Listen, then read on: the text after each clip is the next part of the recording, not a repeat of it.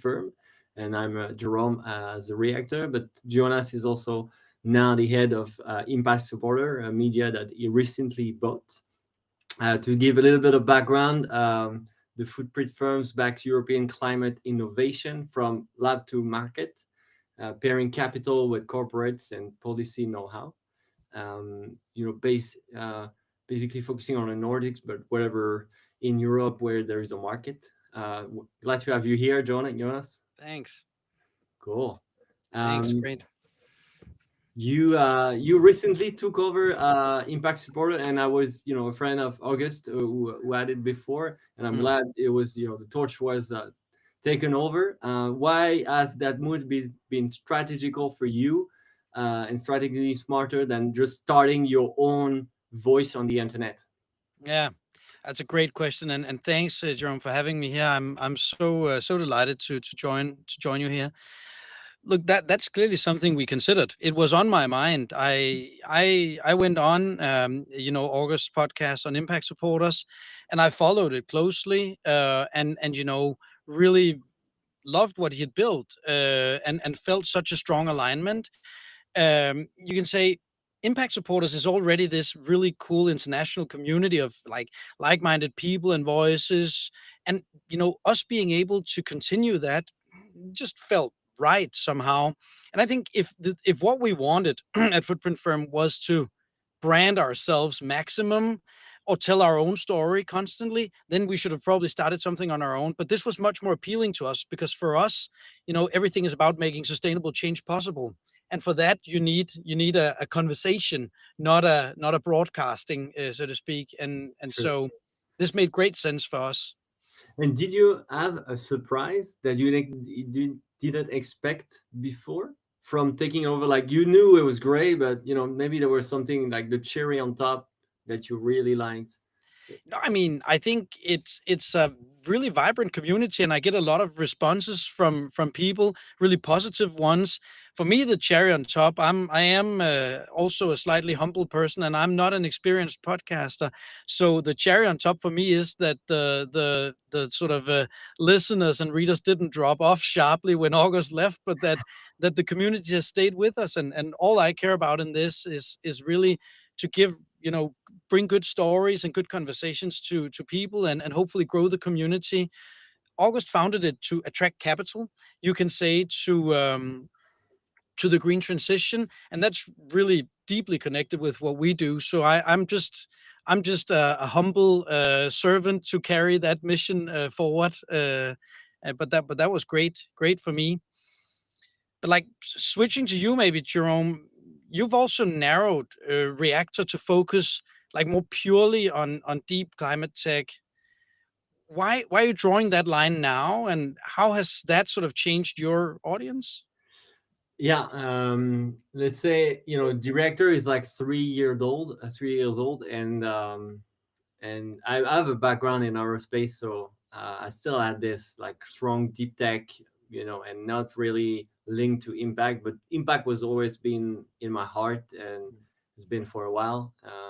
And sometimes those two were conflicting, because you got all those defense companies that are close to space where I used to work, and it was hard to draw the line. I love the tech, I love the impacts, and sometimes it was blurry because I could interview somebody who was like, obviously polluting the planet. So where do I stand regarding to that? Do I want to have that voice on my channel? And I needed a decision, and the media was growing, and the climate was growing, where the deep tech was clearly fading away. And the fact that also this year, and we'll talk about later, is I feel like the deep tech, climate tech, so both deep climate tech, what I called, is getting stronger, like all this energy companies, hardware company, cooling company, and they are like doing something great that has both financial returns and impact. So I really like it was aligned with my conviction, and when I made that choice, I refused some opportunities for sure, but I said let's be niche first, and then we can expand. But also even in the future, if somebody has like really no climate and sustainability at heart. When starting a company, I wouldn't, wouldn't follow it. Like there is too much to do to continue polluting. That was my feeling. Has it changed your audience, do you feel? Also, it must have to some extent. Yeah. Yeah, a little bit more. It was mainly American. Honestly, it was like 40% back in a year ago. Now it's more balanced, where we have like one third almost is Indian.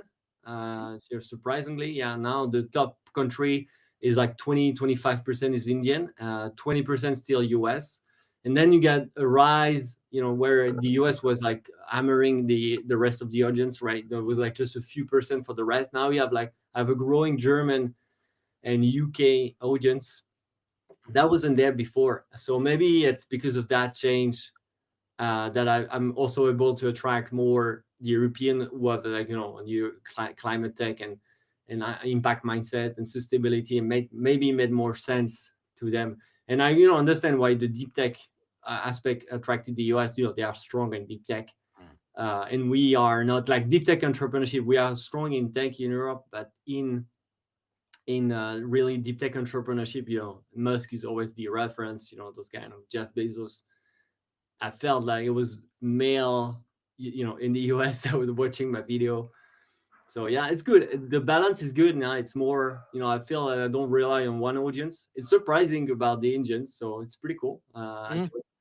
But yeah, it shows that there is a trend, and the mm. numbers don't decrease. Like actually, the number increased. So Oh, is that that was, right? yeah. So it's maybe it's clearer. Like Jerome is Yeah. a climate tech media. Boom, that's it. I think Tim Ferriss went on 20VC with Harry Steppings, Yeah, and he was talking about this. You should only think about your 1,000 super dedicated listeners, and then the rest will follow. And I think that's just such an insightful comment, because I really think that's just true. If you're trying to be a little something for everyone, then you're just not really that relevant. But if you really focus in on being relevant for someone, then all of a sudden it's actually relevant for a very broad audience, even people outside of that core sphere. that's a good transition to my next question for you. As AI is booming, everybody says climate tech is gone and the hype is over. We have said the opposite. We I am also turning to that I agree with you. But what evidence do you have, and do you see that it's just the beginning? Yeah. I mean, these days, clearly Bill Gates and I seem to not fully agree on this one. So we're at odds. And I do want to say though, I think Bill Gates has been grossly misquoted in this essay. I actually don't think it's as stark as what he's been quoted many places saying. I do think he's still super committed to climate change. And you can say, unfortunately, the strongest evidence is that the climate seems to agree with me and with you. It's not a it's still there, right? It's Yeah. no longer a thing of the future. Even it's really quickly becoming reality. And I don't think we have to talk about, like, in a binary sense, climate catastrophe or will the species survive. I don't think that's productive at all.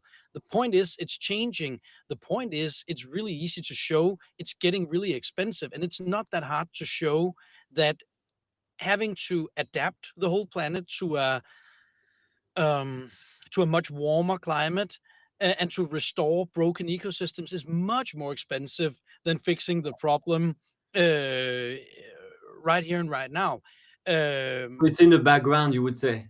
It's there. It's there. The there, problem. and it's like I've in the past I've I wrote an article at one point linking the green transition and the climate crisis to COVID, because I'm like, it's kind of the same. There were people who are saying, no, I don't believe in the virus. Well, look, good morning. The virus doesn't care whether you believe in it or not. It's still going to affect your grandma, and she's still going to sadly pass, because the virus doesn't care, and the climate also doesn't care whether you believe in it or not. It's laws of nature that are governing here, and so fundamentally, Jerome, there's a massive problem we have to address. That's of course the bigger scale of things, and you can say the longer we wait, the more cost it'll get, the more it'll be a question of adaptation rather than mitigation. But honestly, the evidence I see is the problem is still there. And then I would say what we see on the advisory side. So Footprint has both and a sort of consulting advisory side that advises big corporates and late stage investors on their ESG sort of green transformation. And then we have a venture arm that I predominantly work with. But what we see there is everyone is still committed to driving this change. So it's not like people have abandoned it. People are talking about it differently. People are a little bit more cautious, maybe. Of course, a lot of money goes into AI right now, but it's not like people don't realize that this problem still needs fixing. Yeah, no, but that's for sure. But coming back to AI, you do these like YouTube analytics, and you have a lot of conversations with founders. Where do you feel the energy is moving? Like, is it hardware? We're looking also into AI for impact. For sure. Regenerative materials. There's a whole host of deep climate tech things. Where do you see things moving? For me, the top one, it's been maybe the last 2 years. I would say it's impact hardware, and the ones basically covering the basic needs, like our basic needs. Where I don't know if maybe 10 years ago we were already talking about impact, but it was like try. I love to go, but sometimes it was on the margin of your life. If you wanted, you could buy those almost outdated products. But now we are talking about producing our electricity greener. We are talking about heating. We're talking about plastic treatment. It's basically our lives right now, but sustainably, and like producing plastic bags, like the thing we use every day, the food we produce.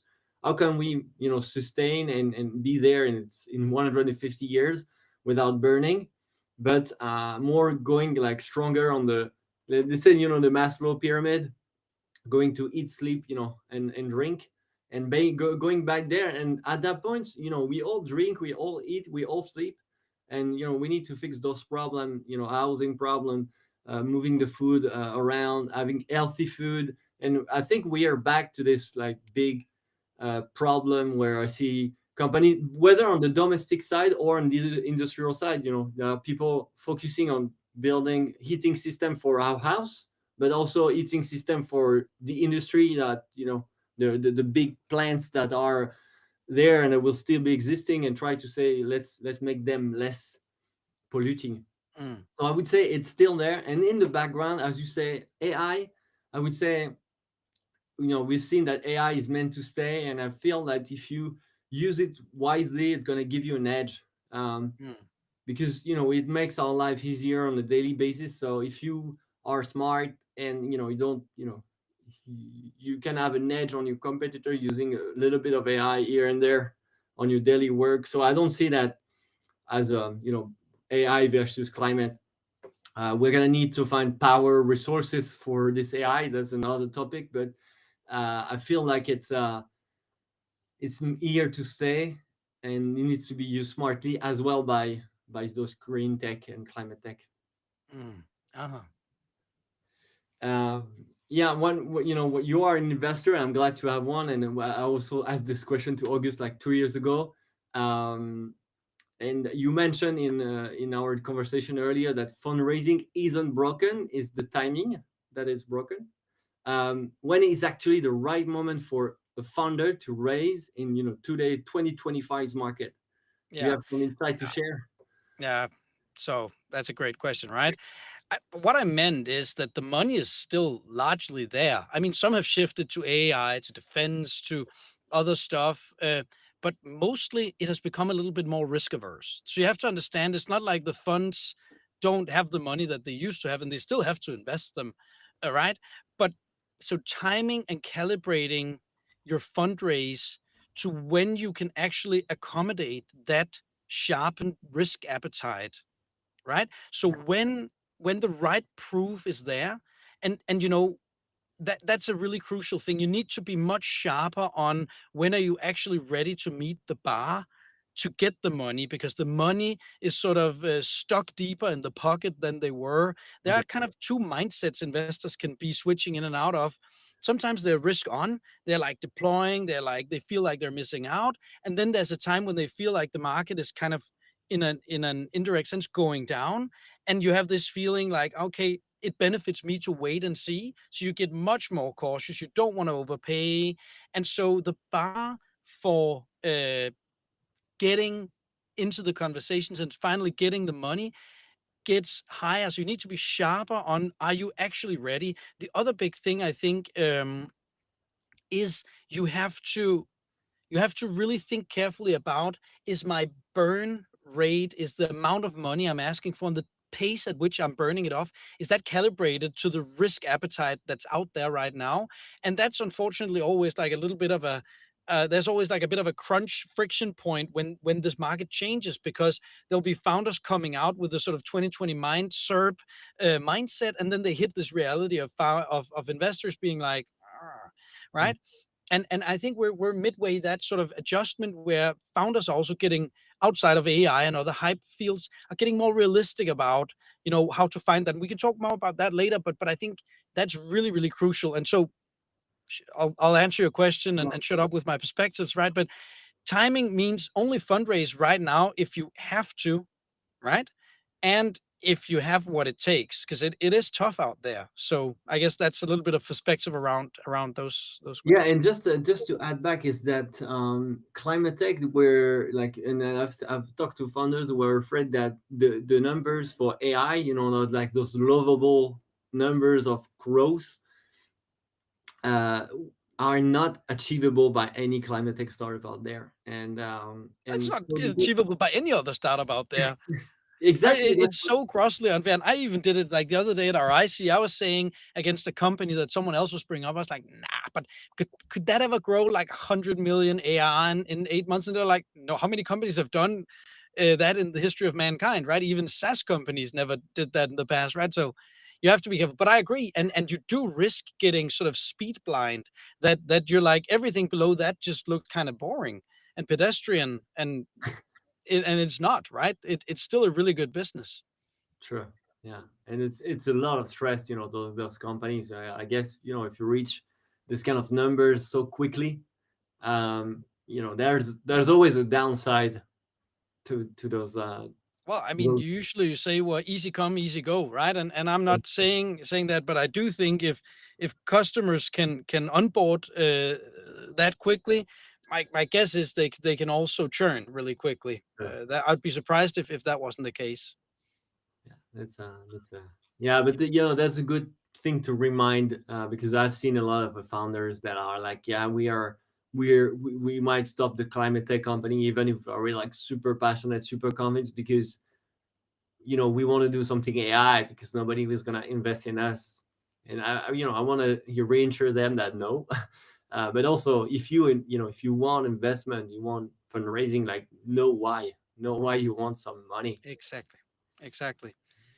And Because and we can come back to that, but I think just generally, companies across a cycle need to stay realistic about how much money you actually have access to, because there can be hype periods where you can have infinite money, but you can't calibrate your entire building journey to having free money infinitely. it's never free, there's always somebody to respond to. If you spend somebody else's money, they're gonna say, at some point, Where's my money and where's my 10x, on that Exactly. money?" No, So and on that, Jerome, like you have an audience that includes like hundreds of founders at proof of concept stage. And do you have a rule for knowing when a technology is actually about to become a product? Because that is really a key step on that journey. yeah, and I love technology. That's why I love talking about this. And I meet so many former engineers, former researchers that have been working on that technology for years. And it's also the point where I created back in 2022 a reactor for that. Is like, um, technology is great, but there's a lot, like entrepreneur life and engineer life is way different. So to answer the question is like, technology is like plastic. Plastic is a technology, but then you have like the use case is like plastic bag, or like something out of it, like it's product from the technology. And so for me, what I see and also the big corporates are playing that game, is the game of proof of concept. So you do the hard work in the startup, the thing they don't want to do, and they pay you very little or nothing sometimes, and that's too bad, because you go from proof of concept, I would say, to proof of customers, because if they are, that's a different kind of POC. And if my friend Christina watches this, she has the copyright. I don't know if she has the copyright, but she uses this word all the time. Is like, instead of trying to do proof of concept all the time, try to I go love for, that. yeah, Yeah. proof of customer. And I would say that, if you have a great technology, and if you're out there, you think you can change the world, transfer your technology in some kind of value. And it's, I don't know, it's a buzzword out there, but value, it means like, does it help somebody out there? Mm. Is someone ready to buy? Because otherwise it's just like a cool technological feat. And I encourage, like, the audience to go and watch, I don't know if you know, like, the Google cemetery of product, like, of product and Yeah, I've seen that. technology. Yeah, I remember that. Yeah. And it's a good example that even Google, they bury, Yeah. dozens of products every year, like the Google glasses, like 5 years ago. And it was a bad, the bad product, but it's a good technology, but a bad product, and nobody Yeah. wants it. And back in 2007, when BlackBerry was leading the market for the phone, Google, they have two phones, one with the keyboard and one without the keyboard. And when Yeah. the iPhone exploded, they just, threw away the project with the keyboard. Yeah. And so, it's a good thing to remind that, usually for me, what I see in my founders, the founders that I talk every day, is like, they spend a lot of time in their head, just thinking about it. And I said, just go out there and talk, because Yeah, I totally basically agree. you have nothing to sell. No. So, you How do you help them do that? Because I see my founders and the people we talk to struggle with the exact same thing, and it's the exact same advice I give. But it is easier said than done sometimes, right? So how do you coach them into doing it? What are some of the stumbling blocks that you need to help them over? So I do, it's not directly related to being able to do it to customer, but one good exercise is go down in the streets. And if you live in a major city, that's easier. And you try to pitch your idea to a perfect stranger. Like, you go in the street, you walk past somebody, and you stop them, you try to explain, and they are, if you live in Paris, they're gonna be annoyed. If you live in New York, they're gonna be annoyed first, like in the first, even you haven't opened the mouth, they're gonna be annoyed. And that's a good example, because it makes your speech clear and clear, every guy that you draw by. So that's a good example, good exercise to practice the clarity of your offer. Because, no, even if you're building a nuclear reactor right now, you want to, build heat for somebody. That's basically the end of, Yeah. the end of, like, even if it's an industry or a neighborhood, you want to build heat. And that's basically this. So that's one example. The other example is just like to, go, try to stop the like, I'm busy, I'm too busy, and block usually 4 hours in the morning. That's what I do, because I say, you avoid having meetings in the morning, and just like call 50 people. And you don't try to sell, you try to have discussion, and you try to speak the least, but you try to guide the guy towards, what you want. But be open, because maybe you can sell the same stuff, but for a very different purpose. Mm. And I would say, like, try to do the rep. It's like at the gym, you do the rep, 50 calls a day or 50 mails a day. Try to go to do calls if you can, because it's better. You have the conversation like this one. And I would say, go for trying to, find those, like, in every conversation we have three things that we don't know. Let's try to find those three secrets in every conversation. So that's the two example that I, always gave. It's free, and, go use it. But yeah, I'm sure you've seen founders who are, they have no employees yet, but they're always busy. Like, they're busy. They're too busy. But when you ask, what do you do and how many customers do you meet every day, they're kind of like, oh, I don't know. You should know. You Yeah. should know. You should know. And yeah, and that's also something that we'll cover after. It's about actually about sales. You know, we're gonna go dive in into this sales issue after. But before we go there, um, you are a pre-seed and seed investor, Mm, and so that's pre-revenue sometimes, and mostly mm. all the time. So, what form of proof that convince you to invest and to go for the project? What are you looking for? Yeah, I mean, the easy answer is it depends, right? But if I'm to try to be a little bit more useful than that, then exactly as you say, when we talk deep tech, it's generally really rare to see much revenue at pre-seed stage. We sometimes see it at seed stage. Um, and so you can say we normally look basically for a great novel solution with a really like defensible, unique technology to a really big problem. Like that's where we start, right? And Yeah. and that has kind of two prongs. We have a really good understanding, being the kind of platform we are, of the size of different problems that you're tackling. If it's really early, then sometimes it's tricky because you don't even know what problem the technology will be tackling. And that's a really interesting way of entering that conversation before. How has the founder even thought about testing who this technology might be useful for?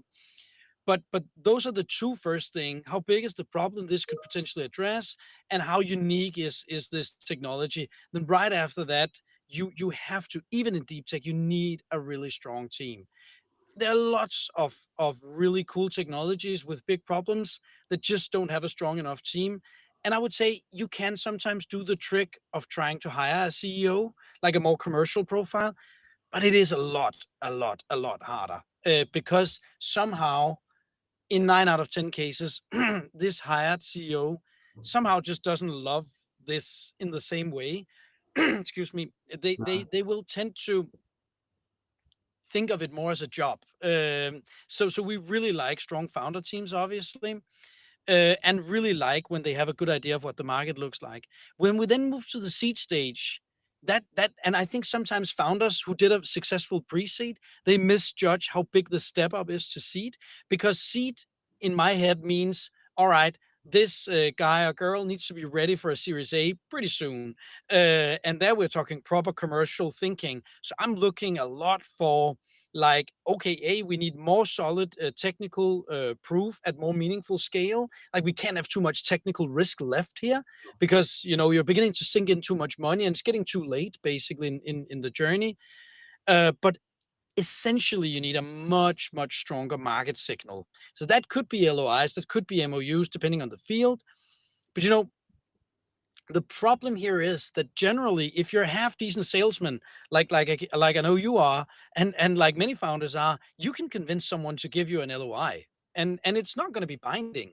And like depending on the industry and so on, you know, the value isn't that big. So I would be careful as a founder not to focus too much on getting like 15 LOIs with all the right logos, because everyone knows that doesn't have to mean a lot. What I really look for is, when I talk to those companies, those folks, are they spending time with you? Like, how much are they leaning in? Are they engaging? And I'd much rather have like two or three or four high quality potential customers that Mm. really engage with you than I would have have 20 LOIs with all the logos I could think of. Because it's just not as valuable. Yeah, engagement. Like you look for more commitment from them. Yeah, Yeah, exactly. I think yeah, if you have those things, then you have an extremely strong proposition. That's for sure. That's for sure. yeah. Thanks. Yeah, it's very global. But like Jerome, you also, I know you coach founders to sell before you build, and I feel like you and I really very aligned around this. What's your go-to method for like a founder who's never sold anything then, if he's not a great salesman or True. Yeah. salesperson? Yeah. It's the first thing is and you said it that if you hire a CEO, an external CEO, he will not do, like, even if it's honestly the best CEO in the world. It's if it's not his project, it's not gonna do a great job. And usually it's better to keep that role for you, even if you have worked on the company for years. So you better switch your mind and try to say, if I don't sell, my startup dies. It's kind of too, sometimes I need to kick with that one, because sometimes they don't realize that they're gonna sell, And sales is not just, selling to customer, because you sell to your employees, you sell to your investors like you, you sell to the media. And so what I try to convince people and to educate is that sales is trying to understand the psychology of people. At the end of the day, when you go to, Mr. X at company Y, the guy wants something out of this deal. He's like looking for promotions, looking for, increasing pay. He's looking for more recognition on social media or on, internal media. They're always looking for reward out of it, and they are putting their name on the line as well as you are. So it will help you as a man and a woman to learn also how to sales work, because that's basically understand how motivation and motives work. So also what I found is, and especially true, and I'm French, so I can blame them, but French people, they hate salesmen because they see the doorman, like knocking on doors, and they kind of like hate those like pushy sales. But hating, and I work sometimes on a psychological level where they hate so much the sales that it's hard, it's embedded in their heart and mind that the salesman and women are bad. And that's bad, it's like, because it's what you do all the time. Even the CTO is selling, is selling to his engineer, is selling the product to the second meeting after the CEO. So there is like the C level, they always be selling, always be closing, always be selling. So, and the final thing is, just the way you learn how your technology works, learn how sales works. There's been so many books, so many podcasts, so many online course, YouTube video. Now it's like you can learn how to sell from YouTube like perfectly, like 100% guarantee that you can learn how to sell from YouTube. Mm. So you know you gotta stop hating them, and you gotta stop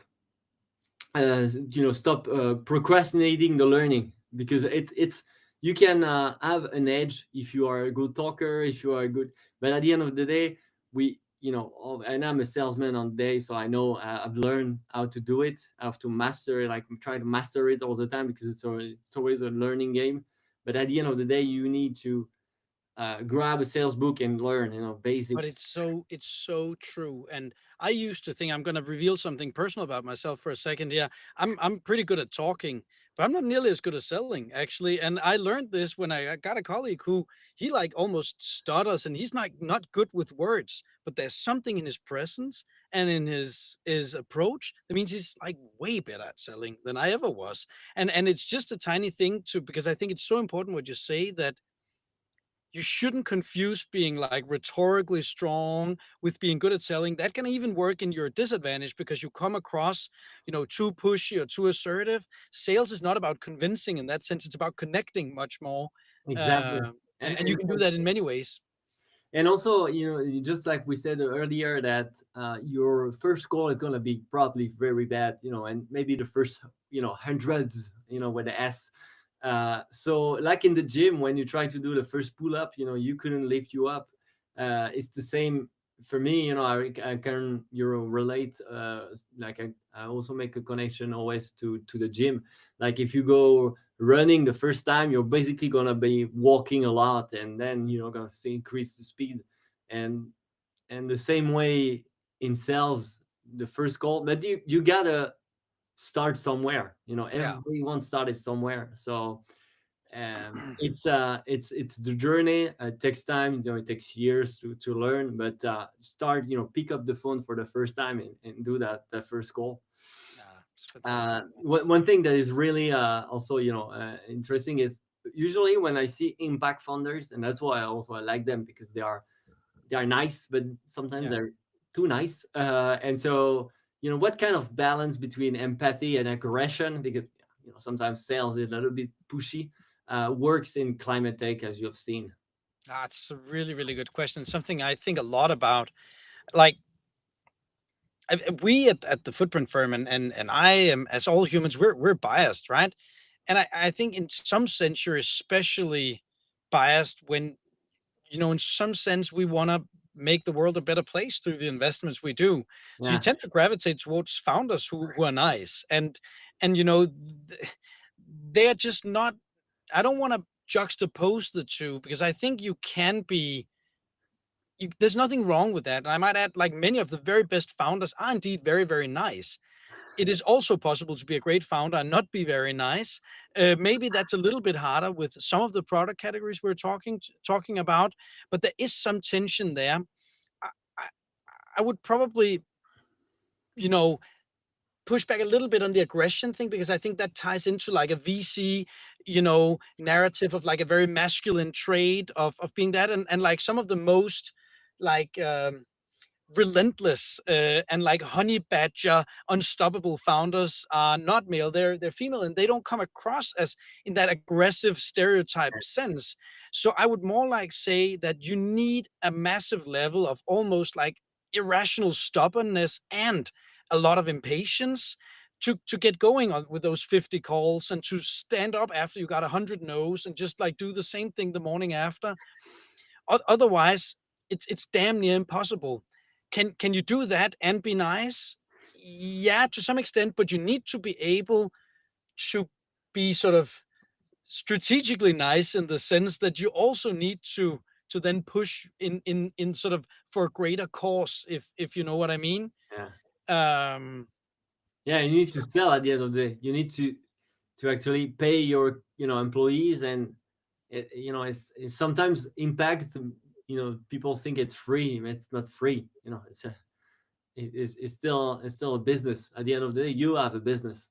Exactly. No, and I think this goes like right to the core of the footprint firm's philosophy, which is there's philanthropy. I worked in philanthropy also a little bit in my past, mostly on the investment side, but I've and that's a different ball game. There you kind of give the money away, but if you want to have like what we call catalytic effect with the money we invest, it needs to be at market terms. It needs to be profitable. Then you can attract infinite amounts of capital to think to things. So and just back to the what it takes. Pointed to share. Maybe you've already seen it, but like I read somewhere that Sam Altman, while he was at Y Combinator, he ran like a program that could do an analysis on his email exchanges with founders. He obviously had like hundreds and hundreds of founders, and he kind of grouped them in the best performing and the worst performing founders. And then he analyzed it. And what he found was like staggering in the difference between the time it took the founder to respond. So his very best founders, and these were like incredibly busy people running like unicorn, big billion dollar companies, they would respond in minutes on average. The worst performing founders, the ones that had failed and were generally struggling, on average took days to respond, right? And Wow. this is just really interesting. And it stuck with me because, of course, like if there's a statistician out there, you might see all kind of, embedded variables covariating and so on. But I think generally there's something about it. And we all know it when we have a founder in front of us who's just immediately responsive every time. And you just know that's a mindset thing. That means how do they treat customers? How do they go about? They make decisions. They push Do things you have forward. a do you have a WhatsApp with all of the companies you invested in, and you send a text and you see how many I That's days? such a good idea. I'm gonna do that straight away. That's such a good idea. And then It's rank them not accordingly. trying to control them, but that's if you try to make a decision and see if they connect, they make a decision fast. Jerome, you've innovated the investment space. We're gonna allocate our follow-on dollars from now on based on response time on WhatsApp.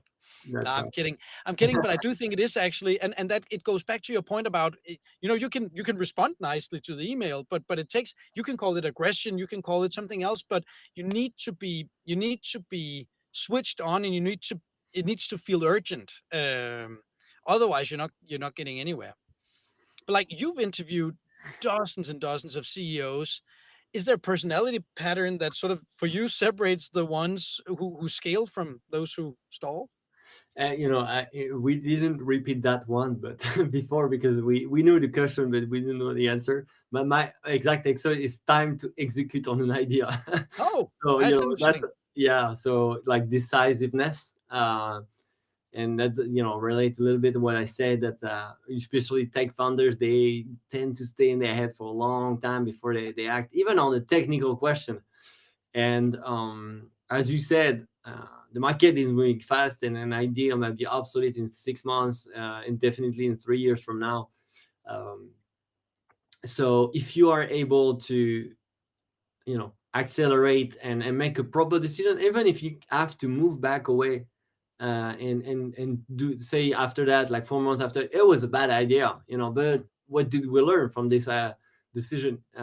What did I why did I know back then? What information was missing for me to take the right action? um, and so for me, uh, it's I'm a basketball fan, and I love Kobe Bryant. Rest in peace. He had like a like Mamba mentality that after a while, it was so hard to catch up with him, because when you start working out at 8 a.m., he already did one training in before you. And so even if you try to catch up with him and you start working out at 4 a.m. like him, he will still have the day before 4 a.m. training that you didn't have, and you will never catch up with him. And so at some point, all the thing that you take, and you take one day to do it, and somebody else will do it in 30 minutes, just because you give yourself like a limit to say, okay, in 30 minutes it's done. You give yourself a big edge by just proactively acting on your business. And even I think one thing also that I hear all the time is that CEOs, they have many things to do, but at the end of the day, when you are less than 10 people, you have to sell. Like, it's a CEO should be like chief sales officer for a very long time. Yeah. And so at the end of the day, you need to bring those people. Like, needs to be a flux of people entering the company, and because you're gonna book some of them as customer, good for you, but don't take too much time actively working on them, because you forgot to fill the pipe with new ones. And it never this work never ends. That's also a reality that once you sign 3 customers this year, okay, but you need to work on 2026 now already. That's already even too late already for 2026 to get your customer. So for me, yeah, time to execute on on an idea, on a plan. It's the key answer, and you can feel it, because even from exchanges, like when I have the opportunity to do an operation with a founder, and to do a podcast. And usually the ones are very assertive, very fast to design. Their business is moving fast as well. They say yes or no. They say Mm. no. uh, and sometimes they move back away from there. Like, they say, oh, I made a mistake like 6 months ago. I thought it was not the right time, but now it's the right time. Let's go. Can I ask you, because that's another characteristic that I think a lot about is ability to take feedback constructively, even when it isn't always given super constructively, and yet balancing that with not like flip flopping and just running after what everyone says. No, I talked to a customer who said that, then I'm going to no, and now they say it should be 1 meters long and made out of carbon fiber. Then I'll do that. Like, how do you see and coach them on that? Because for me, that's also critical somehow in absorbing your surroundings and translating it into a course of action. Yeah. For me, what I say is, like, everyone is gonna have an opinion. From your employee to your, even your co-founders. And I like this quote from, I think it's from Bezos, that any given point of time, I have like 70% of the information on something, and to reach to the 100% is gonna take me so much time that I don't want to get there. So I need to make decisions based on 70%, and I need to remind myself that everybody's pushing for their own good. So customer A is gonna tell me this, but what, let's think about it, because this deadline is better for him. He's trying to Mm, push away the payment. mm, What for? Like, mm. but it puts us in a bad situation now. So I can say no. I still, if he doesn't do this action, what are my options? So I would say that you never reach the entire, you don't always have missing information in every situation. You always have people always have opinions. We all, both of us, we have opinions, and usually people are, and so they will express it. Some of them you have to find it as well. Try to go look for. Your CTO might be silent in that situation. Go see your CTO and ask what he thinks about the Yeah. situation. Yeah. And the people who don't speak are also good to ask the question for. And then the right, like, everyone is trying to get something out of it, which is less stress. It can be just less stress. For example, the CTO might say, oh, yeah, I agree with the customer, let's push the product release 3 months. And you say, yeah, but you're gonna be happy because it's less stress for you. And if I say, it's gonna be delivered in a month, you're gonna have more stress. So everyone has to win from every situation, and at the end of the day, it's all about the business. The business is super important. So that's what I would say in this situation. But that's a great that you make hundreds of decisions as a CEO every day. And surely you never have all the information, because you cannot be in all the discussion, all the meetings and all the conversation, for sure. No, exactly. And yeah, you said, one thing that also always surprising sometimes for founders, because they always think that whenever you see a VC, there is always a check. You always have your checkbook open. But you are advising, and you have seen it on your newsletter. Like, if you don't need to fundraise, like, don't. And why would you say it's more relevant now? And what should founders do instead if they don't Yeah. fundraise? That's a good question. Like I think it's especially true now, where, as mentioned, fundraising takes a long time. Like, even quality pre-seed, seed stage companies, I see a lot of them taking 6 months to close a round. It's a lot of work. It's a lot of frogs that you have to go out and kiss. And it just, you know, it just, it's really disruptive to build your business while you're also fundraising. And so, like, unless the shows a really nice VC shows up on your door with like a term sheet in his hand, um or with if you're running out of money right now, then I just generally think now is not the time. I think you have to be quite compartmentalized about this. And, like, I actually think many deep tech cases historically focused on too much on raising too much money too early. And in a way, you can say they raise money before they've talked to enough customers. Maybe that's the KPI. How much money can you raise before you've talked to many customers? Uh, because it can work. You can be in that situation where you have an enticing technology that, like, oh my God, I gotta be part of this, and then you can get enough money that you can sort of you know get escape velocity. But really, really many deep tech companies, especially in the climate space, it kind of risks snowballing into a problem, because they've raised money and then, oh, I have to raise money at a really high valuation next time, because otherwise my investors are going to be angry. That means I have to spend more time fundraising, because all else equals, it's harder to raise on a harder. If there is 100 VCs that want to back you out there, well, if you say, hi, I'm a pre-seed company, I have a vague idea of a product, and da da da, and my pre-money is 30, the number of people out of that pool who's going to end up backing you with all the singing and dancing and you can do is just very, very small. And I see it again and again and again, cases where I'm like, if you had just gone out with a little bit smaller ask, a little bit more realistic, yeah, you might have been diluted a little bit more, but you would have had 5 months back of your life to build your company. And so I think you have to be disciplined and realistic. It's back to my point before about what am I asking for?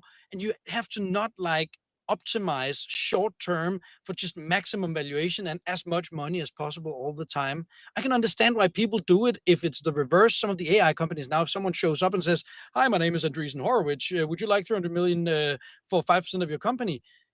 You're an idiot not to take it, right? I mean, that you should, but like, that's just not the case for most companies. So you have to be really disciplined. Um, Also because, and then I promise I'll shut up, but, like, deep tech in many cases is also, as you were saying, hard tech. So there's a lot of hardware tech cases in here, and often even post maturing and reaching the right CRL level and whatnot. Even when you have a product on the market, it doesn't scale like SaaS. It doesn't scale like Lovable. So like if you have to recover like 400, 500, $1 billion invested before you even like have meaningful product market fit, you're never going to make a return for anyone. And then you have a messed up cap table, and the whole thing is just a show. So it's not always true, but I do What, think that many. Yeah, go ahead. one thing that you mentioned is very important. I think to come back to it is like for the 5 months that you're gonna fundraise, you're not gonna do anything else.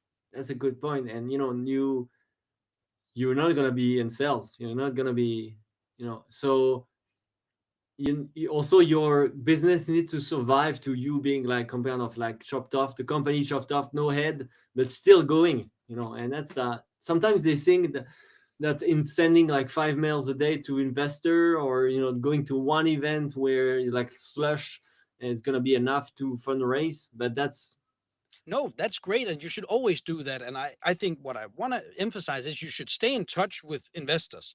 You should always be talking. You should always take a meeting. Well, not always, but like you should yeah, take meetings. You should stay in dialogue. And I really think the fundraising in that sense starts much earlier, because I know this as a VC.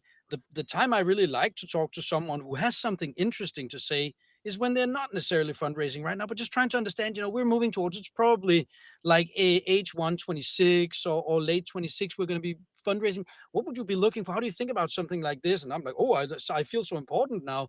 Let me tell you what I think, and I'll be telling them everything they need, and then they can use it against me, 8 months later, which is perfect. but then you like they give you updates, like they send Yeah, you. I like that. I mean, there's a lot who've started doing this like newsletter, and I actually think, well, if you don't like it, unsubscribe from it. Then they can see that no one subscribes anymore, and like, so what's the harm? And I actually think, do I always read all of those newsletters from the people that I've met who are not always, but I kind of read the headline, and it makes like cognitively it pings Yeah, it back in my head. So I think it's really a really a no regret move to do. and When also I say it's this, then also good. everyone will start doing it, and then And it's also good because if they do it like kind of publicly, it's also a good, for their branding. Even outside of you or in your relationship as the investor founder, you're gonna see that they evolve, and they are proud of their progress online, and they try to build a brand. I have this company called Yama. It's a direct air capture in France, and they do quarterly updates on Substack, and they don't do that much because they are like very very early, but they actually work on publishing that newsletter. And some newsletters in the beginning were very technical but still they published it, and I feel like it's a commitment that they give themselves, like we need to publish the head of the quarter where we are, and I feel like even if I do say I don't read them all, I'm not an investor, but I read. I kind of feel that the consistency is a good mark, that they say, okay, let's even if it's not a bad quarter, even if it's a bad quarter, let's publish. Let's say, we struggled with the technology, we struggled with the customer, we struggled with X, Y, and Z. I feel like it's more like a living adventure that I can follow on social media. And if I want to dive deeper, that's what I did, because I did some videos about direct air capture. I found that was good because at the those early stages of pre-seed seed, how many startups speak publicly? Yeah, that you can count them with your hands, I guess. yeah. So yeah, that's too bad, but yeah, that's another whole other topic. Yeah, it is. It is. But switching back to like sales and connecting it a little bit, you often say that like data beats hope in sales. Are there like three metrics that every early stage founder should track weekly to stay sort of investor ready with how these things develop? So yeah, I like to say it's the three markers is volume. So I go to the bottom: volume, interest, commitment. Uh-huh. So volume is like how many leads did you reach out? Like how many liters of leads do you put in your sink every day? Every day, Hmm. like basically, because even if, for example, it doesn't bring it doesn't bring anyone to the second stage. If you tell me for the last 3 months you've been contacting 50 people a day, I'm gonna tell myself, okay, this guy is motivated. Like he will find something because he's onto something. Maybe he hasn't found his niche, but he's digging. The guy keeps digging. Like Dory said, just keep swimming. It's like this. So then after a while, some of those leads will convert into meetings, which I call interest. So volume to interest. That doesn't mean that they will buy, but still, those people are ready to give you one of their most precious thing, which is time. Mm. And if somebody is ready to give you time where they don't know you, they haven't seen you, never seen you in your life, for me, that's the first time they pay you. So you should consider that they pay you in time. And the final thing is, how many, I would say, letter of intent, because I'm talking seed pre-seed. It's the commitment. How many, commitment. What are they ready to do with you? What kind of like proof of concept or proof of customer project are they ready to do with you, or letter of intent, or even buy from your whole finished product. And so those three metrics are not too heavy, because you're gonna say, okay, week one, quarter one, you're gonna call 50 people, get no meetings, no letters, and let's say 1 month from now you get 50 calls a day, 5 meetings, zero commitment. Third month, 50 calls a day, 10 meetings, one commitment, and then you see you see progress. You continue filling in the pipe, and after a year, there's so many calls, 50 calls a day. Even if you take days off, like 200 days, working days every year. So that's like 10,000 calls. So you get there. If you do it, you get there. So that's the three things I give early stage founders, because I don't want to bring you the whole conversation now to close the closing framework and everything. Like, do some volume, raise some interest, and try to then make them commit to the point. That's my three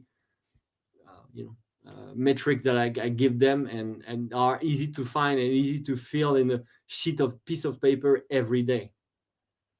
It's a really also strong framework for how you should, you know, track your own time almost, right? And back to your sort of set a calendar, blocker, call 50 people, but it just tells you, and it is this thing like what gets measured gets done, right? And you need to force yourself to measure exactly the kind of progress you want to see. So it makes really good sense. I like that framework. If you let's not talk about problem anymore, but let's talk about victory. But what company that you've seen and you've backed in the past would you back again, and what can you tell us what they did right, between the time before you invested and until now? Yeah. Well, I mean, we backed one. It's a funny story where like they came really early to us, and I think our company wasn't quite ready yet. And then they came back at like seed stage, and we were ready. They were also had also gotten much better, so the valuation had climbed quite a bit. But we sort of backed them at seed, and they are just about to close their Series A. It's so touch wood, and I hope I'm not jinxing anything here. It's a company called Casir. So they do like a biofuel. It's basically like a phenomenal technology that can convert like various biomass sources into a drop-in ready quality marine fuel. So it's kind of changed the fuel, not the engine. You can like make a green transition on ships without the whole sort of changing the whole fleet. And I would say like it's just a company that matured massively in several ways. They they they did a couple of things. If I'm to sort of try to unpack it a little bit, they have a strong founder, but they added just the right senior competencies, Okay. giving them sort of direction and momentum and credibility with partners. Because if you are a deep tech person and you're going into like a very established heavy industry like the oil industry, for instance, um, it can help to get that right person who comes from the other side in, and they got this guy in just at the right time, and it sort of just it just sharpened everything. And I would say generally the company just matured massively. Like they matured their first of a kind plant sort of steps. So they got all the siting permissions. They got like a really strong, well developed engineering plan. You know, all the big pieces were just there, and so they were ready, right? And I would say also from the outside, even though they've always been good at presenting the story, they really honed it and they matured. So it like presented itself, you know, from from really good to just like world class. You get this, you feel it when you get a pitch in your hand, or when you see someone on stage, that this is sort of, this is polished. And so it's not one thing, but it's kind of getting your house in order, you know, and recognizing that's really something I want to leave many founders with.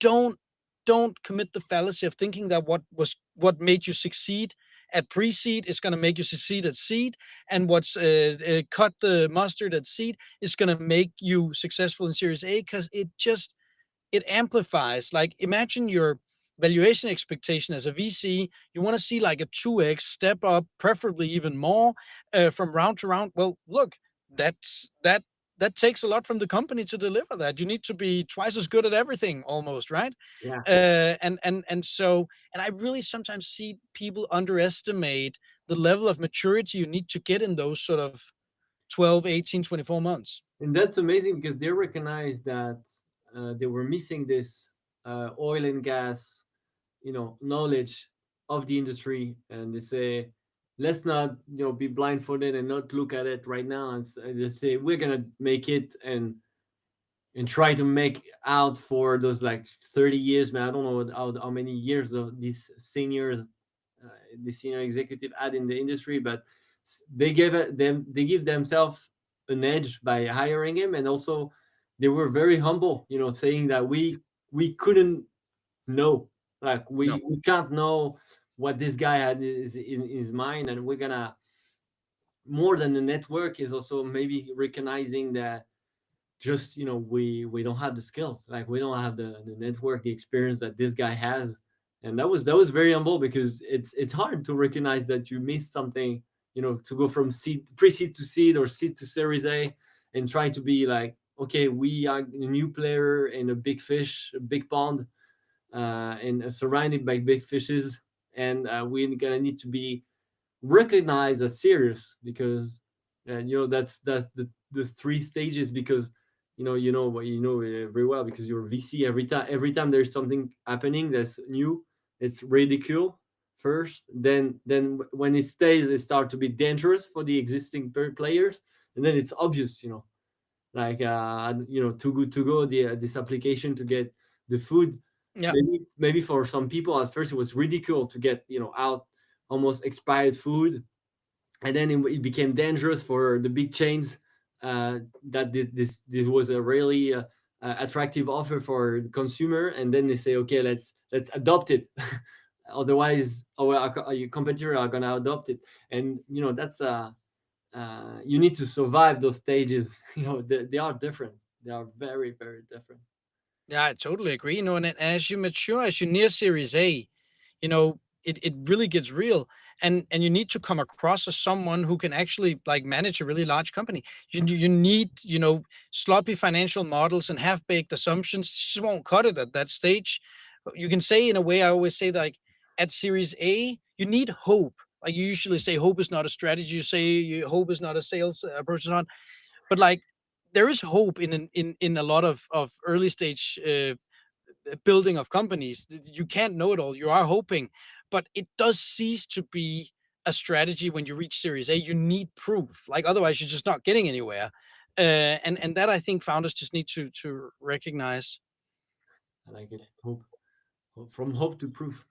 From hope to proof, Yeah. and or at least like justifying that it's not unreasonable, and so on and so forth.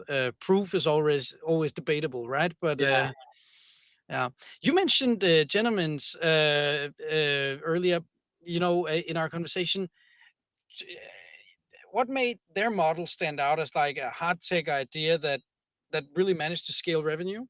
So for our audience that are listening, Genomind is this company, this climate tech company, that are able to extract the nickel from the Mm. plants. So Yeah. the mining industry, it's a disaster, for the environment, and also it's a very intensive an industry.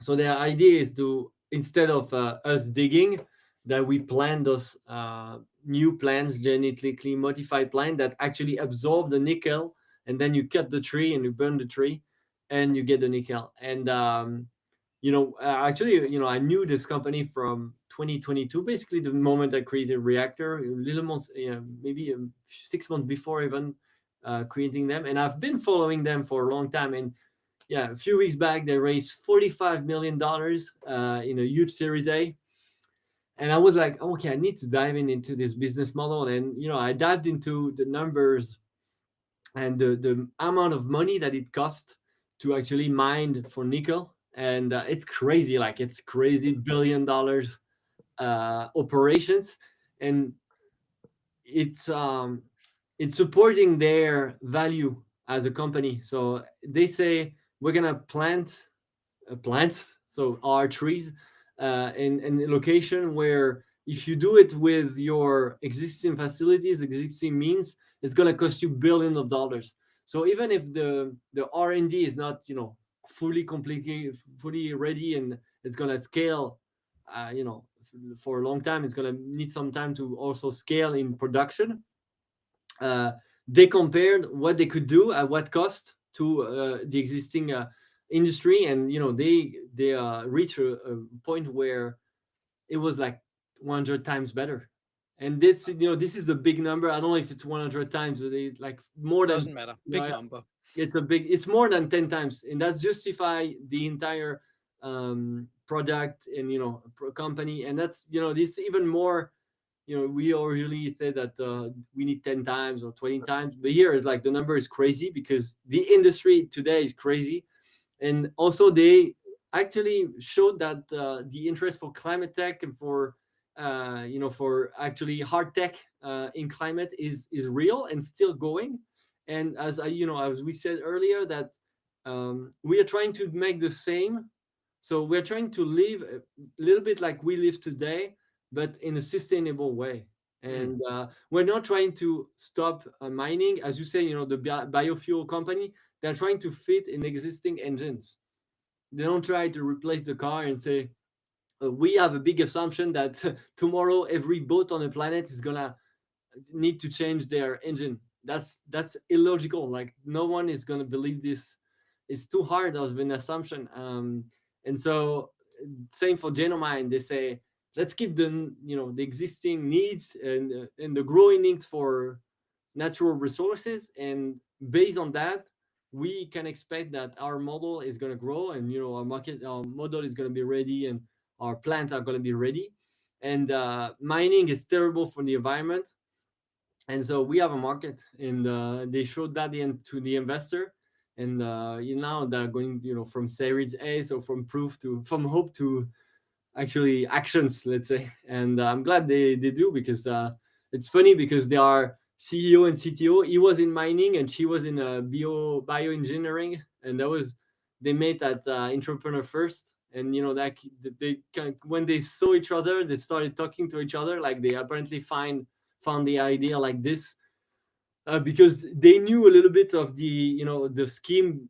And when they combined it, that was like, "Phew, okay, can we actually do that? let's Yeah. let's try to grow some nickel."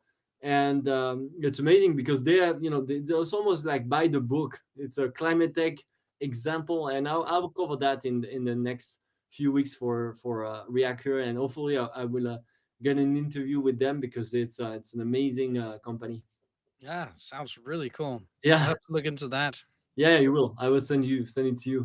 Oh, you should, please. Um, you When we prepared, you mentioned a company, and this mycelium company Mhm. startup that you backed, and an interesting pivot that they did from asphalt to tiles. Can you give us a little more details Yeah, about for this? sure. No, I love that startup. We actually didn't bag it, and it Okay. was because they pivoted, and now we might. But so this is exactly my emotional story with this lovely startup. It's called Visibuild. Okay. The founder Line, she's phenomenal. Like, she's one of those that you Yeah. meet every now and then that can just, like, make a startup out of nothing. She started herself, and she's basically developed a mycelium that can replace what's called bitumen, so the sort of black, oily, sticky stuff that binds gravel together in asphalt, and that's really polluting, and it kind of relies on oil, fossil, traditional oil to be extracted and processed, so it's harmful in every way. And she's made great sort of progress towards applying this for actual road construction, which is like her vision still.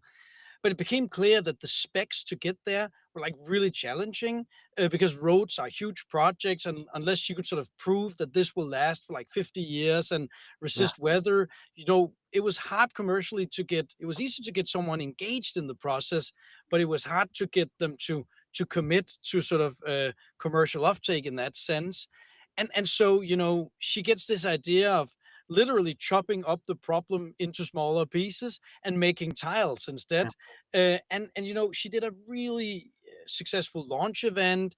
She had like, representatives of government, and everyone loves this idea. It looks beautiful, and all of a sudden you just realize this is what mycelium can do. It's so close to its natural habitat, among many other things. Uh, and so, it's modular now. She can go to market in many more ways, in much smaller batches, which already means she can get, a lot of scale and a lot of recognition, or like brand recognition out there. And she learns a ton in that process. So I think for me, that's like a textbook example of how you push a great, solution towards a tricky problem. Like literally, you chop it up bit by bit and then lay it out in Nice. piece by piece.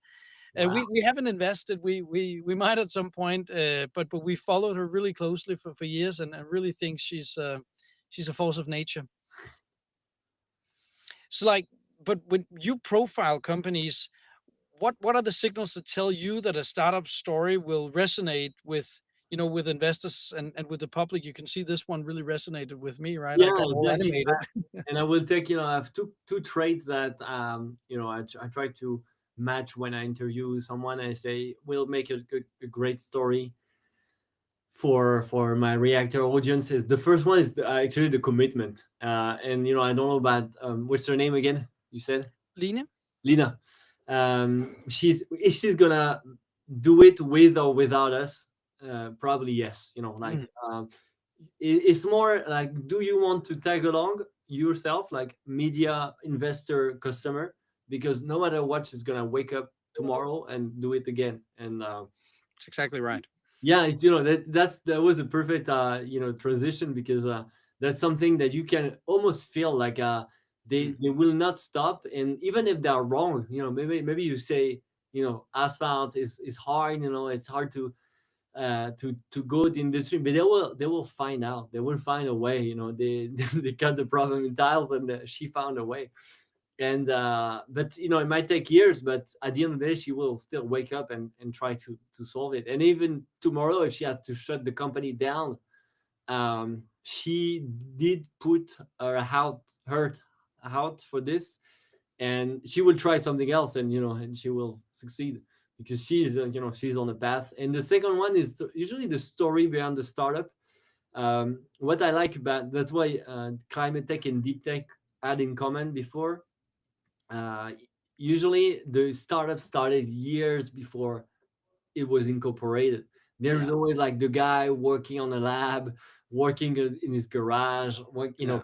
like, I have an idea and it's crazy, but should I start it? And then you offer it internally, and it's nobody believes in it, and you say, maybe I should do it myself. And then there's finding the right co-founder, whether inside the lab or outside, it depends. Our stories are always different.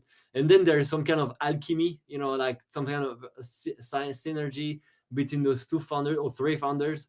Some kind of like backstory, and say like they deeply love each other, because they basically spend their day together. And I love, this is the when I look at the parts that people watch on my videos, they watch more this part than than the technology part.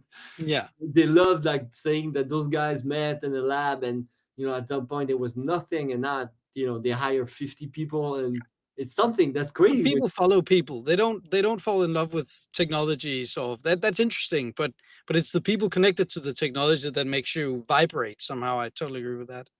Yeah, so that was that's always moments that people love, and I will never undervalue that part in my interview, because even when I watch, for me, Diary of a CEO, or this kind of like high level podcast, I love the story of the human. And that's why usually when you do something, you are a good example. You suffered it, or you survived it. And I did all the mistakes of like sticking to my product 7 years ago, 8 years ago now. And I was an engineer pretending to be an entrepreneur. And so I know all those bad, like not talking to customer, not advertising, saying that customer will walk through my door whenever my product is ready magically. And so, and that's never, that I did all the mistakes and I failed. But yeah, I always say that I successfully crashed my company. And then, it's what led me to Reactor then, and what enables me to actually talk to those people today. And then they say, I know what you feel. Sometimes now I've never reached the point they are at, because I see them, and I failed before. But the Yeah. early stage, early step, I did it. I do it. I know, I recognize it. And something that I always advice, and maybe you're gonna say it's wrong, Jerome, but I always say that the first market should be your local market, and then the second market should be the US. If you want to be a global company, that's being said. If you want to build a local company, and I have nothing again like local, it's sometimes it's great. It's a great model. There's always a competition between Europe and US. Where do you see that Europe actually winning in climate tech compared to the US right now? Ah, it's such a good question. Ooh, let me try to unpack it a little bit how I think about it. I but this can be a long debate, right? I think Europe benefits largely it benefits from a policy framework that's relatively consistent, that's relatively long term and oriented. And I promise I'll get down to some actual like startups and so on. But Yeah. but like it has that stability and it's oriented towards like demand side mandates. So like the Fit for 55 package under the European Commission, it sets binding targets and performance standards and so on, rather than just sort of putting big subsidies up front, which was like the Yeah. Biden administration approach and so on. And so for me, that gives fundamentally climate tech firms more certainty about the markets they're building into. Then they have shown the EU their willingness to change regulation and walk back some of these commitments. And that's really tricky when you do that. But I think generally still, you know, those signals like mandated share of aviation, sustainable aviation fuel, mandates for grid decarbonization, building renovation targets, a lot of those things are really helpful to build in Europe. Um, I also think that Europe does in some areas really have serious science and innovation depth. Like we have some really strong research ecosystems.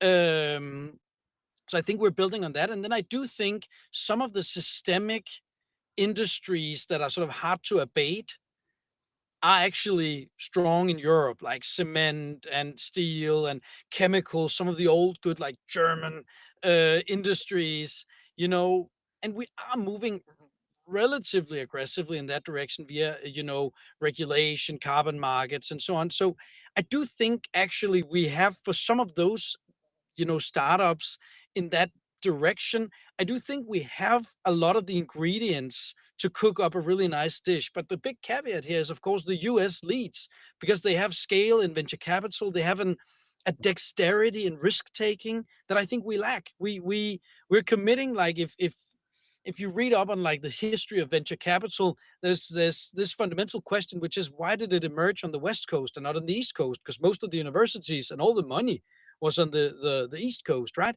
And the explanation that's sort of typically given is that they had this old school investor like mindset, whereas in the the valley. West Coast folks were entrepreneurs. They were adventurous. They ventured in and they threw money at it, and they were willing to take these moonshots, and they were willing to share upside with the founder if it succeeded, and so they were focused more on those things. And I see a European VC community that's learning, but that's still stuck in that sort of old like finance mindset too much.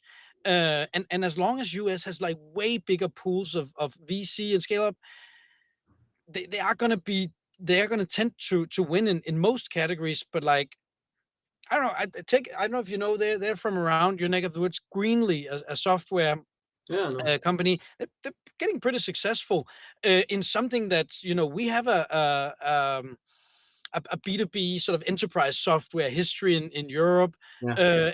and they seem to be sort of nearing cracking. How do you get scale and velocity in one of those categories in a green field? And I hope to see more of that. H2 Green Steel could be another example. That's like a traditional steel European Yeah. industry that we are sort of, but mostly I would say the US is proving that they're winning, right? And we haven't quite proven it yet, especially at the scale up stage. I think Yeah. we have a good ecosystem for like the early stage part, but Yeah. I think as long as you lack that later stage capital and a more like nimble IPO market and ability to get liquidity for early investors, we're always going to be a little bit behind. Yeah. Do you think there is a change? Like, do you think it's changing, or do you think it's still a topic that we don't want to talk about? I don't know. I think it Maybe is it's too changing. much I in the think power of too. It's too high for us. And, No, no, no, no, no. I don't. I think it is changing. I think the EU, together with some private investors, including a few Danish ones that I know well, the Danish Sovereign Fund and my former employer Novo Holdings, launched sort of a scale up fund for like deep tech. Sizable commitment to that. I feel like it's very much on the radar everywhere that this is something we need to fix. But I do think there is a problem that the EU comes from a very bureaucratic, regulating mindset, and it has advantages, but it's also exactly detrimental to the kind of conditions you need to create. And so it is a little bit laughable almost sometimes. You could almost make a joke out of like two bureaucrats walk into a bar and then they start talking about how they're going to make a startup, and they begin to make rules of how I'm inventing this joke as we speak. yeah. Maybe it'll end horribly, but you know what I mean? That Yeah. like if it's a little bit sometimes like blind people talking about colors. All respect to blind, visibly impaired people, but I do feel that we need to be a little bit harder on ourselves there, and we do need to catch up. I think a lot of people are on the topic, but I'm not sure we're doing enough yet. I don't know if you know the story and those facts, but and I don't want to also encourage people to act illegally, but basically Uber and Airbnb, when they started in Europe, they were kind of illegal where they came, because they were like disrupting both the taxi industry and on the one side in the uh, hotel industry, and they didn't ask for permission. They were looking for market interest, like they say, let's penetrate the French market, the Danish market, the UK market, and they can, they ask for permission after, they say, Yeah. okay, people are booking, people are booking taxi with our application, and people are booking stays at our hotel, and we have people ready to rent. And so sometimes we miss, as you say, we miss that I think crazy, founder. Yeah, I think general it's like it's you can't have it all, right? And I think we have a lot of other things that I think many Americans will envy. And Yeah, and I do think that the EU bureaucracy is also doing a lot of good. I sometimes walk around sort of saying there is no green transition without like international rule of law and without like a level playing field. If it's just like there are certain pockets that you can green, but you need a level playing field for a lot of these technologies to become. So I'm not about to bash someone who actually does probably on a global scale the biggest legitimate attempt to create a rules-based system and like a legitimate, transparent, regulated playing field. But it just comes at the expense that you can't regulate your way to an innovation breakthrough, right? I Yeah. mean, you can regulate an innovation breakthrough, but Because the innovation is out of the path, it's it's innovative, that's exactly. and if you try to, as you say, compress it, or put rules and bars, it's not innovative anymore. No, and I think like back to your point about the deep tech founder who should venture out of his or her lab and talk to a customer.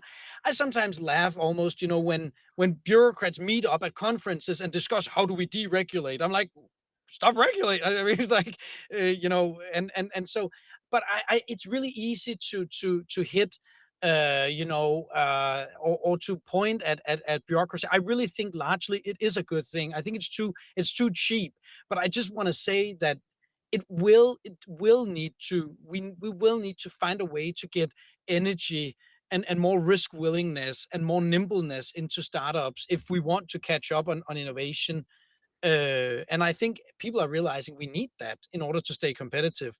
That was like the core of the Draghi report that came out a year ago or whatever. Otherwise, most of the founders, I don't know about Danish, but in France, now there is a big, also a topic about a tax for the super rich founders, that they need to pay dividends, pay taxes based on the shares they have.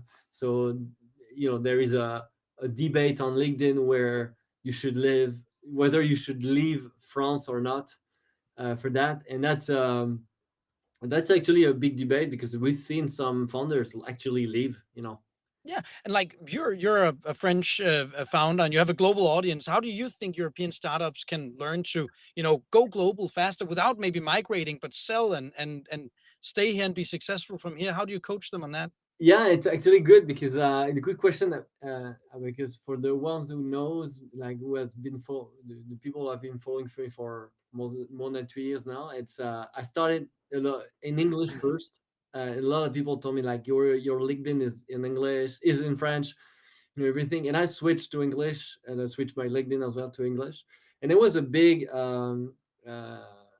step, and everybody was like, you are missing out on all this available market to you. But I say, yeah, that's exactly what I want to prove, is that you always start at the beginning, and then you need to start this ramp that's gonna be maybe long, maybe short, I don't know. And then you will kickstart. But the thing is, for example, for me, I would say, one advice is super basic, is start writing in English, Yeah, or at least double language, Danish in English, or French in English, German in English, because uh, what I see is, whenever you say, I'm gonna go international, in everything is in Danish or French, it's too late. It's like, yeah. you're invest like you are. If you look at Reactor and everything was in French, maybe we wouldn't be here now, because you are My able. French is really poor, unfortunately. Yeah, but So and if you're, if the Impact Investor newsletter was in Danish, I would never have read it. no, That's something that that's basic, but that's one-on-one, is write in English, and it's gonna be bad maybe. So take some classes. I've seen founders who are 50 years old, they take classes, and that's okay. That's part of mm, the journey, and something you can learn. The second thing is, start now. Like, this it's like investment. The good time to start investing was 20 years from now, but it's also now, because if you haven't started, let's start.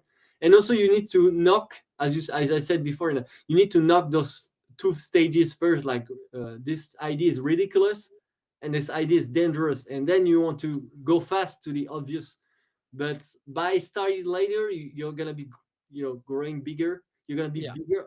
Hopefully, you're gonna be bigger, because sometimes also doing marketing activities, and branding is also bringing you inbound leads Yeah. that can help your business. So, and also one thing that I tell my founders, and they always laugh, is, you don't do enough marketing if you haven't pissed somebody by 12 p.m.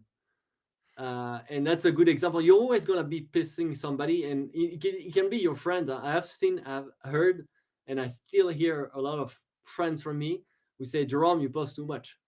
It's like, Jerome, you're too much on the internet. I was like, yeah, but I'm still not, big enough to make an impact as I want, to do. Yeah. And there are so many founders out there are still invisible that I want to highlight. So too bad. But it's You but can, it's true, and I have a startup in my portfolio, and it's something I got to work on. That consistently they post stuff and they do it consistently, and they get like 10 likes, 12 likes on LinkedIn. And I'm not about to say that the world should run on likes, but if that's all you get, like a couple of years in, you got to do something different, man. It's well, like you just not you're not or stop doing it, do something else. Like yeah, but the thing, if they are, so smart enough to say, okay, this one is like 10, 10, 10, 50. Okay, let's double down on the 50, and yeah, what do we do? Do we do with the 50? And then also the likes are good, but they also know about the impression. Because yeah, at the end of the day, when I see a post that has 20,000 impression, I say 20,000, it's like a full stadium full of people.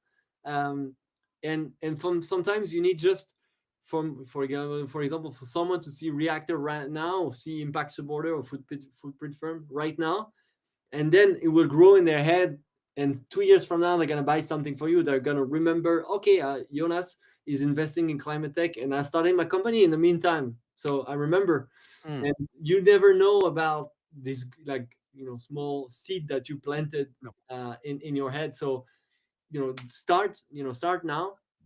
And also one thing that you mentioned, and the Europe US is always a battle, is don't fear ambition. That's what I feel in Europe we are lacking. It's like, if you are going global, don't fear it. There's well, there's no problem to say that I want to go global Reactor. I've done the interviews in English, and it's also been a struggle for me, because always getting better in English, always getting stronger in written English as well.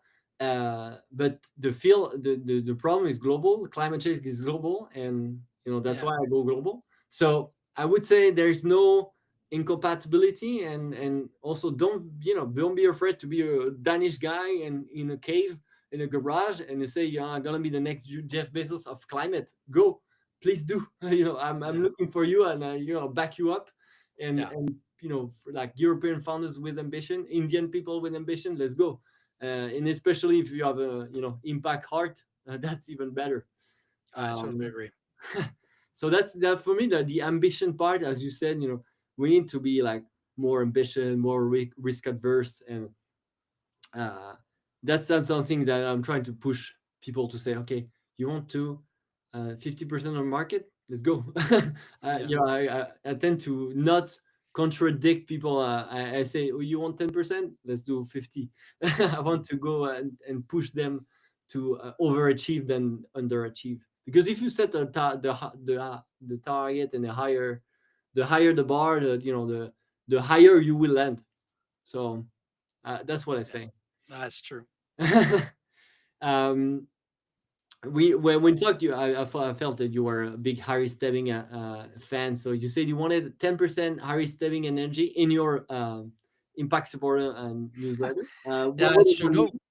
What does yeah, that no. mean? What did I mean about that? Look, I really love his shows. Like I think he's a I'm almost going to call him a generational podcaster and also a great investor, evidently. But he makes me feel old and slow, and I love that. Like I love that. I would have said, yeah, I want 20%, but like I'm approaching 40, so I'm gonna aim for 10. That was the best I could hope for. Yeah, Joking aside, I mean, I think they've defined a fast-paced way of tackling like really complex, important content in a way that's really engaging, even for people who are not in the core. So they're like very clearly, and he's very clearly talking. He has his thousand, yeah, listeners firmly in mind, and he's talking to them. He's doing it in an energetic and optimistic style that I think engages a much broader audience. And the stuff we work on, the climate change, yeah, it really needs people to engage not only in the problem, but really also in the solutions.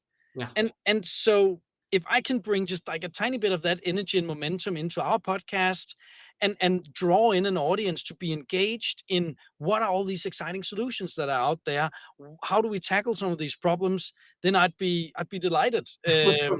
I mean, specifically, he's been Harry has been beating up the climate tech VC space, saying that the best talent doesn't want to build there. And I can see, like, with the pace that's going on in, like, generative AI and around that whole shift, Mm. he might have a point, but I'm really keen to prove him wrong. Like, I really want to show that we can build some really phenomenal startups here, and I Yeah. want to tell those stories. I want to bring those stories to everyone in these podcasts. And keep the show evolving with those, because 5 years from now, the newsletter and the podcast is going to be much different from today, and you want to keep some Probably. kind of like evolution on the table. Yeah, that's great. Yeah. Yeah. Nah, it's for sure. But, like, in terms of expanding, Reactors reach it also keeps expanding. India, US, Germany. How can sort of content creators like us better, I guess, cross pollinate audiences? I guess we can talk like we do here, but Yeah, I've we talked about it. Like AI is also going to disrupt our world. yeah, The content curator. So I would say that the keep the human touch, because when I try to think about something that will never disappear, um, and I fear, because today I watched someone said that they got interviewed it was on the TV, French TV, that they fell in love with AI, because AI was, there's a really like an application where you can program somebody to say I love you and everything. So that was scary. But the other things that it's like the stories that we build, like the poetry, the you like the art of people. And I feel like what we are trying to do and what people like is there is always the human touch behind it. So even if we're talking about climate, and even if impact supporter and reactor goes in different direction in the future or slightly apart, I feel that what is important is that we keep this human among the noise, slash the noise, and slash the AI bubble that will obviously overflow us in the next 5 years. Also, share startup, but that's one I think I do. And I have a few newsletter that I recommend. One of them is yours. Is like sometimes I get VCs that send me, and they found I interview. So it's a good bargain. I feel like collaboration in in this business, in this climate tech, is important. I'm part of like several communities around climate, and let's try to use this. Like, people are nice, and so they want to give you, they want to go the extra mile to help you on your journey. For you it's growing the VC brand and the visibility. But for me it's more like, the more people see my interviews, the more even the old interviews that I did in the past are more popular. So it's, everyone is benefiting from those kind of exchanges. So let's try to use the best out of everybody. I try to be, for me, my, let's say my area of genius is like trying to reach people and make connections. And some people call me like El Conector. So that's funny, because they say, oh, maybe Jerome knows that guy. It's like, yeah, I do. It's like, and so it's funny. It's funny because it's, for me it's free. And like, you ask me, Jerome, can I see you're connected on LinkedIn to this guy, can you make an introduction? It costs me nothing, and maybe for you, game changer. And I feel like we need to use this collaboration, keep the human touch, and that's what I will continue doing. And in those interviews with founders, because that's what people love and what I love. And also use the whole area of genius of everybody. You invest, you are great at investing, I'm great at interviewing. So let's keep our best interest in mind, and best area of geniuses. One final note, because already 1 hour and 30 minutes, I knew it was going to be long. But if you have one final advice for a founder watching us, what would it be? quit and find a job. Nah, I'm kidding. Um, I do think, like, I'll be brief about it, but, like, I always think about, the other day I saw a post from someone. He was talking about what he called venture tourists, like people coming from like corporate or consulting, and they were looking for this inspiring and flexible and relaxed working experience. And he was like, they rarely last. And I've seen this too, because startups aren't calmer, and they are way messier, louder, more personal, and they're also normally more stressful. So I think every founder who's sort of setting out on this journey should ask themselves, like, you know, am I up for the challenge of this? Am I looking for a challenge? Because if I'm just looking for an experience, then well, be my guest, but you could be in for a rough ride. You shouldn't underestimate what it takes. But Yeah. if you feel like this tickle in your stomach that you're like, I think I want to throw myself into this, then you should totally do it. You should totally do it. But you need to do it for the right reason. Um, Yeah, because you need to do it when when it's sunny, but also when it's raining. Exactly, When it's like exactly, and it's it's gonna it's be hard. this it will be hard, and the hard part is not getting the cool idea and drawing up the vision in different colors, and the hard part is when it's just not working and you're not getting anywhere and you disappointed someone. And then I would say probably the other thing and is like really choose carefully who you venture with, right? I mean, who you select as your wing person, co-founder, who do you hire in the beginning? It's so crucial because like a lot of really good startups just lose momentum because of people issues, and like thinking carefully about that and really putting a lot of effort into being value aligned with the people. And I think really, if I've learned one thing in my nearly 40-year career, is go for slope and not for y-intercept. And it's been said a lot, but it's really true. There are cases where you just need to hire a senior, really smart person to like crack open a door or bring some knowledge to the table. But generally, go for the value aligned, really like plastic minds that can grow with you, because you're gonna have to grow and you don't know where. Wow, that's a yeah, very valuable advice. Yeah, and those are the ones that we don't see much often.